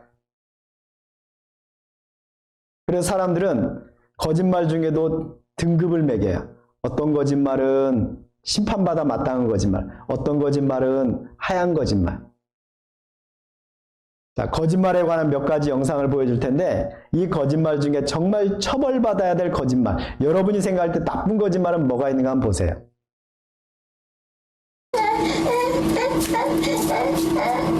이거 매운 거야. 현아, 이건 맛있는 게 아니라 이거 끈 거야. 매운 거야. 아니 이거 진짜 손해보는 거 하는 거라니까요? 믿지고 장사하시는 거네? 그렇지요. 이게요, 창고에 물건 넘쳐가지고 지금 처분하는 거예요. 2km에서 여기까지 운전했네요, 그럼? 아, 운전은 정말 안 했어요. 아, 운전은 안 했어요. 10m 했어요. 10m? 예. 아, 사장님이요? 예. 아, 저 잠깐만요. 아, 예. 지금 자리에 계신 줄 알았더니 안 계시네요. 야, 이거 아픈 거 아니야. 이거 하나도 아픈 거 아니야. 이거 맛만 없는 거야. 소리 나고 시끄러운 것이 아픈 거 아니야. 준규야, 이거는 아픈 거하고 다른 거야. 자, 여중에 몇 가지 거짓말이 나왔는데요. 여러분, 이 중에서 심판받아 마땅한 거짓말이 뭐가 있을까요? 음주운전? 세상의 법에는 아마 그런 것들이 해당될 거예요. 나머지는 그런데 우리끼리는 뭐 해도 된다고 생각할지 모르지만 하나님도 다 용서해 드릴까요? 용서해 줄까요? 성경 요한계시록 21장 8절. 그러나 무서워하는 두려워하는 자들과 믿지 아니하는 자들과 흉악한 자들과 살인자들과 행음자들과 술객들과 우상 숭배자들과 모든 거짓말하는 자들은 불과 유황으로 타는 못에 참여하리니 이것이 둘째 사망이라. 모든 거짓말하는 자들. 하나님 앞에 작은 거짓말이 없다는 거예요. 다 지옥불에 들어갈 거짓말입니다. 여러분 가운데 살면서 거짓말 안 한 사람 있어요? 그럼 여러분이 결국 가야 될 곳은 어디일까요? 여러분 생각이 중요한 것이 아니고 옆에 있는 사람이 중요한 거, 옆에 있는 사람의 의견이 중요한 게 아니고 하나님의 말씀이 중요한 거예요. 그러니까 하나님 말씀에 모든 거짓말하는 자들은 불못에 들어가리니. 여러분 심각하게 생각해야 됩니다. 8번째, 도적질하지 말라. 내 것 아닌 것을 내 것처럼 갖다가 쓰는 것. 요즘은 특별히 저작권 위반 많이 하죠. 인터넷에서 저작권 있는 거 몰래 다운받아 쓰고 그런 것부터 시작해서 실질적으로 내 것 아닌 것 갖다 쓰는 사람이 얼마나 많습니까? 컨닝하는 것도 도적질이죠. 그것이 또 발전하면 간음하지 말라. 음행. 요즘 이 세상은 음란한 영상, 음란한 이야기로 가득 차 있어요. 여러분들이 어리다고 여기에 노출되지 않고 이런 죄를 짓지 않는다고 말할 수가 없어요. 여러분, 인터넷은 정보의 바다라고도 말을 하지만 음란의 바다예요. 음란의 바다. 온갖 더러운 죄악으로 가득 차 있어요. 그것을 계속 접하면 무슨 생각을 하겠어요? 성경 마태복음 5장 27절부터 29절까지 말씀을 보겠습니다. 또 간음치 말라 하였다는 것을 너희가 들었으나 나는 너희에게 이르노니 여자를 보고 음욕을 품는 자마다 마음에 이미 간음하였느니라. 만일 내 오른눈이 너로 실족케 하거든 빼어 내버리라. 내 백체 중 하나가 없어지고 온몸이 지옥에 던지지 않는 것이 유익하며. 무슨 뜻이냐? 여자를 보고 마음에 음욕을 품는다. 쳐다보면 음욕이 생긴다는 뜻이 아니고 음란한 마음을 품고 음흉한 눈으로 쳐다본다는 거예요. 차라리 그러면 눈 빼버리라는 거예요. 손이 만지려고 그러냐? 손 잘라버리라는 거예요. 왜? 지옥불에 들어가는 죄가 되기 때문에 그런 거예요. 여러분이 음란한 그림, 음란한 영상, 음란한 말을 주고받잖아요? 여러분도 모르게 그것이 내 인격 속에 스며듭니다. 나중에 그것이 죄로 나타날 수 있어요. 멀리 해야 됩니다. 그것이 여러분을 끌고 영원히 불타는 지옥불에 들어갈 거예요. 살인하지 말라. 실제로 사람을 죽이면 당연히 큰 죄죠. 근데 그 살인의 시작은 어디서부터 올까요? 마태복음 5장 21절 22절. 옛사람에게 말한 바 살인치 말라. 누구든지 살인하면 심판을 받게 되리라 하였다는 것을 너희가 들었으나 나는 너희에게 이르노니 형제에게 노하는 자마다 심판을 받게 되고 형제를 대하여 라가라는 자는 공회에 잡히게 되고 미련한 놈이라 하는 자는 지옥불에 들어가게 되리라. 실제 사람을 죽이지 않는다 할지라도 형제를 보고 분을 품고 노하고 미워하고 욕하고 인격적으로 못 오가는 것, 살인하고 똑같다. 요즘 인터넷에서 가장 문제되는 것이 악플이죠. 악플 때문에 죽는 사람들이 많잖아요. 그게 말로 사람을 죽이는 거예요. 여러분들 혹시 악플 단 적 없으세요? 아니면 누군가의 뒤에서 수근수근 한 적 없으세요? 누군가를 향해서 분노하고 미움을 품은 적 없으세요? 요한일서 3장 15절을 보면 그 형제를 미워하는 자마다 살인하는 자니 살인하는 자마다 영생이 그 속에 거하지 아니하는 것을 너희가 아는 바라. 누군가를 향해서 미움을 품는다는 것은 살인한다는 거예요. 살인한다. 탐내지 말라, 거짓 증거하지 말라, 도적질하지 말라, 간음하지 말라, 살인하지 말라. 점점 커지죠? 그런데 사람이 사람에게 저지르는 죄 중에 가장 큰 죄는 살인보다 더 무서운 죄는 바로 5번째, 부모를 공경하라. 이걸 어기는 거예요. 부모를 공경하지 않는 죄, 부모를 모욕하는 죄는 살인죄보다 큰 죄입니다. 에베소서 6장 2절 보면 내 아버지와 어머니를 공경하라. 이것이 약속 있는 첫 계명이니 이 10계명을 자세히 살펴보면요. 이것은 뭐 당연히 지켜야 될, 사람이라면 지켜야 될 법이에요. 마땅히 지켜야 될 법을 지켰다고 해서 상 주는 법이 없어요. 그런데 그 10가지의 법 중에 상 주는 법이 딱 하나 있는데 그게 바로 부모를 공경하라예요. 부모를 공경하면 네가 땅에서 잘되고 장수하리라. 다른 법들은 당연히 지켜야 되는데 그리고 지켰다고 해서 상을 안 주는데 요건 상을 줘요. 그만큼 중요하기 때문에 그렇습니다. 잠언 30장 17절 아비를 조롱하며 어미 순종하기를 싫어하는 자의 눈은 골짜기에 까마귀에게 쪼이고 독수리 새끼에게 먹히리라. 저주의 말씀이 있어요. 여러분들은 어떠세요? 부모를 공경했나요? 부모 말씀 잘 듣나요? 속상하게 한 적 없으세요? 자, 5번째부터 10번째까지 6개의 계명 중에 여러분은 몇 가지나 지켰나요? 어떤 사람들은 5번째부터 10번째까지는 내가 잘 못하지만 그래도 내가 교회 열심히 다니고 성경 많이 읽고 기도 열심히 하니까 첫 번째부터 4번째까지는 잘 지킨 것 같은데요. 라는 사람이 혹 있을까 싶습니다.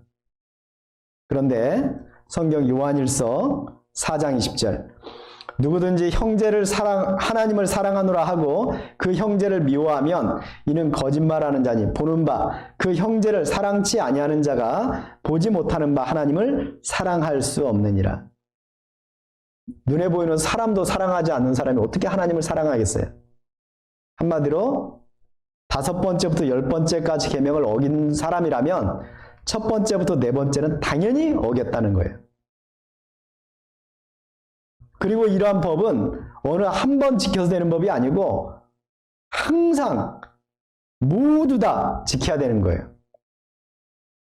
여러분 어떻게 잘 지킨 것 같아요?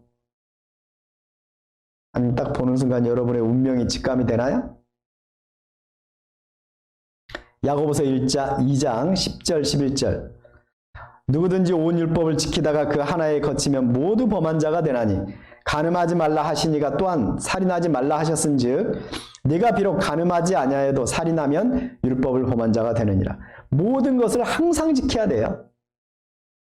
갈라디아서 3장 10절 무릇 율법 행위에 속한 자들은 저주 아래 있나니 기록된 바 누구든지 율법책에 기록된 대로 온갖 일을 항상 행하지 아니하는 자는 저주 아래 있는 자라 하였습니다.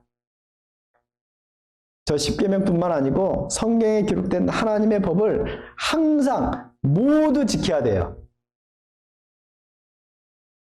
그동안 여러분이 안 지킨 거 많죠? 앞으로 지킬 자신은 있으세요? 결국 성경이 여러분을 향해서 말하고 있는 바가 뭐예요? 여러분이 갈 곳이 어딘지를 지금 밝히 보여주죠? 천국일까요? 지옥일까요? 여러분이 하나님 앞에 인정받는 의인일까요? 죄인일까요? 성경이 우리에게 밝히 말하고 있는 바는 여러분은 죄인으로 태어나서 죄를 짓고 살다가 영원히 불타는 지옥에 갈 수밖에 없는 운명이라는 것을 지금 밝히 선언하고 있는 거예요. 여러분은 저주받은 운명입니다. 이대로 살아야 될까요? 아니면 구원을 받아야 될까요? 여러분이 어찌할 수 없기 때문에 여러분에게 구원이 필요합니다. 성경은 율법이 우리에게 하는 또 한 가지의 역할을 얘기해요. 갈라디아서 3장 24절 이같이 율법이 우리를 그리스도에게로 인도하는 몽학선생이 되어 우리로 하여금 믿음으로 말미암아 의롭다함을 얻게 하려 함이니라. 율법이 몽학선생이 된답니다. 몽학선생은 저 어린아이, 어린 부잣집 도련님을 학교까지 데려다주는 노예를 말하는 거예요. 저 노예가 가르쳐주는 게 아니죠. 저 노예는 저 부잣집 도련님을 학교까지 데려다주는 거예요. 율법이 그렇다는 거예요. 율법은 우리에게 구원이 필요하다는 걸 알고 구원받을, 우리를 구원해 줄 분에게 우리를 이끌어가는 그런 역할을 하는 거예요. 왜 우리가 구원을 받아야 되느냐? 우리는 분명히 이제 알았습니다.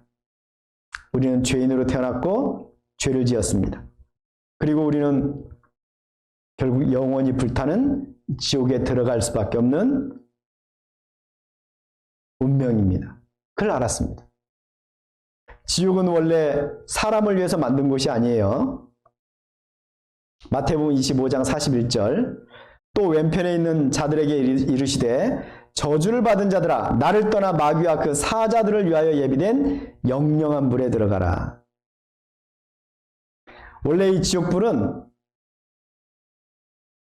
마귀를 위해서 만든 것입니다. 그런데 사람이 죄를 짓고 살다가 결국 마귀 따라 지옥 가는 거예요. 하나님은 분명히 선언하십니다.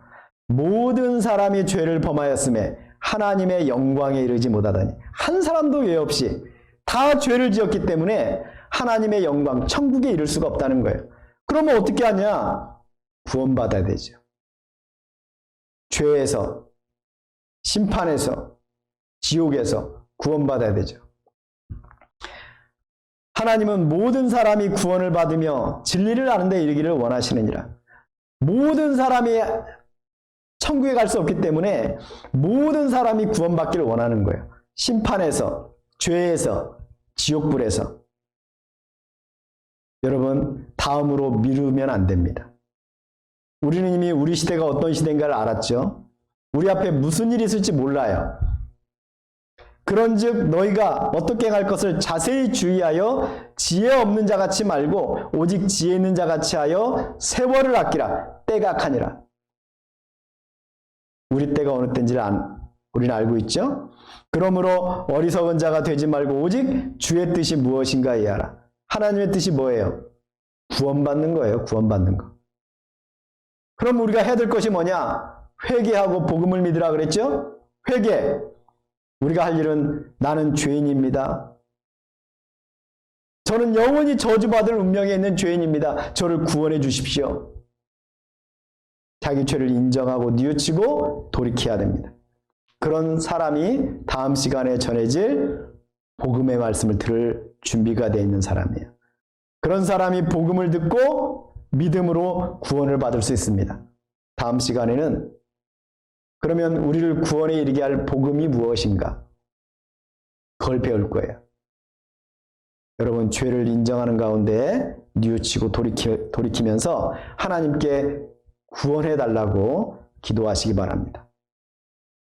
자, 오늘 배운 내용을 정리하겠습니다. 예수님의 재림을 예비한다는 것은 구원의 믿음을 갖는 거예요. 구원이라는 것은 뭐냐? 죄에서, 심판에서, 지옥에서 구원받는 거예요. 왜 우리가 그럼 구원을 받아야 되느냐? 내가 죄인으로 태어나서 죄를 실제로 지었고 영원한 지옥의 형벌을 받을 사람이기 때문에 내가 구원을 받아야 됩니다. 우리는 모두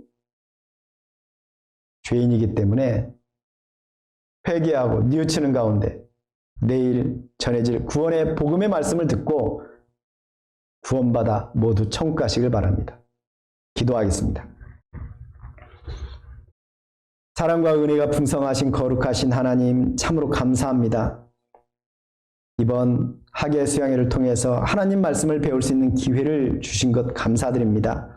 오늘 말씀을 배우는 가운데 우리는 죄인으로 태어나서 죄인으로 살다가 영원히 멸망받을 수밖에 없는 저주받은 운명임을 알았습니다. 죄의 문제를 해결하고 심판의 문제를 해결하고 구원을 받아 하나님 만나기를 예비하는 예수님의 재림을 예비하는 지혜로운 저희가 되도록 도와주시옵소서. 내일 말씀을 들을 때 모두가 구원에 이를 수 있도록 도와주시고 인도하여 주시옵소서. 오직 주 성령님의 자비로운 손길에 모든 것을 의지합니다. 우리를 한결같이 사랑하시는 우리 구주 예수 그리스도 이름으로 기도드립니다. 아멘.